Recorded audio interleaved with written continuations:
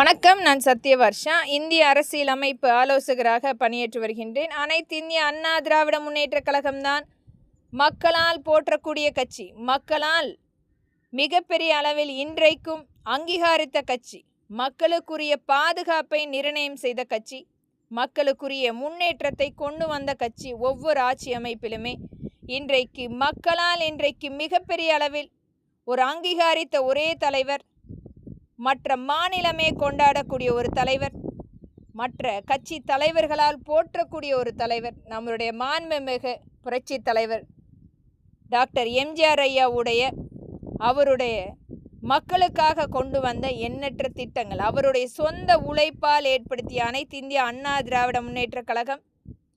அவரை போல ஒவ்வொரு இளைய சமுதாயமும் மக்களுக்காக, மக்களுடைய நலனை கருதி முழுமையாக தொண்டாற்றப்பட வேண்டும். இன்றைக்கும் தன்னுடைய அனைத்து வகையான சொத்துக்களையும் மக்களுக்காக கொடுத்து சென்றவர், மற்றவர்களுடைய சொத்தை இன்றைக்கும் அபகரித்து கொண்டு வாழ வேண்டும், ஆட்சி நடத்த வேண்டும் என்று காத்து கொண்டிருக்கும் ஒரு குள்ளநரி கூட்டங்கள் நாம் பார்த்து கொண்டே இருக்கிறோம். ஆனால் மக்களுக்காகவே முழுமையாக அனைத்து வகையான சொத்துக்களை கொடுத்து சென்ற மாண்புமிகு புரட்சி தலைவர் இன்றைக்கு ஒவ்வொரு வீட்டிலுமே தெய்வமாக கருதப்படுகின்றார். அவரை போன்று ஒரு இளைய சமுதாயம் வர வேண்டும். செங்கல்பட்டு மாவட்டத்தில் அந்த தொகுதியில் நம்மளுடைய இரட்டை இலை சின்னத்தில் வேட்பாளராக நிற்கின்ற அனைத்து தொண்டர்களுக்கும் இரட்டை இலை சின்னத்துக்கு வாக்களிக்க வேண்டும். அம்மக்களுக்குரிய நலத்திட்டங்களை கண்டிப்பாக ஒவ்வொரு தொகுதியில் உள்ள மக்களுடைய கோரிக்கைகள் முழுமையாக அனைத்து இந்திய அண்ணா திராவிட முன்னேற்ற கழகத்தின் சார்பாக கொண்டு வந்து கொடுக்கப்படும்.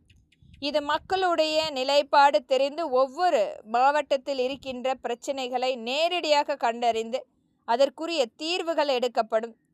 ஒவ்வொரு இடத்திலும் இருக்கின்ற பிரச்சனைகளுக்குரிய தீர்வு முழுமையாக தீர்த்து விவசாய மக்களுடைய அனைத்து வகையான கோரிக்கைகள், நெசவாளி மக்களுடைய அனைத்து வகையான கோரிக்கைகள், கூலி தொழிலாளி மக்களுடைய அனைத்து வகையான கோரிக்கைகள், தொழிலாளி மக்களுடைய அனைத்து வகையான கோரிக்கைகள், வியாபார சங்கங்களுடைய அனைத்து வகையான கோரிக்கைகள், மாணவர்களுடைய கோரிக்கை மற்றும் செவிலியர்களுடைய கோரிக்கை, ஆசிரியர்களுடைய கோரிக்கை, மருத்துவர்களுடைய கோரிக்கை என்ற அனைத்து வகையான மக்களுடைய கோரிக்கைகளும், அனைத்து வகையான கோவில்களுடைய பாதுகாப்பு, மக்களுடைய பாதுகாப்பு, குழந்தைகள் பெண்களுடைய பாதுகாப்பு அனைத்துமே நிர்ணயம் செய்து கொடுக்கின்ற அனைத்து இந்திய அண்ணா திராவிட முன்னேற்ற கழகத்தின் ஆட்சி கொண்டு வரப்பட வேண்டும் என்பதே மக்களின் எளிய மகளாக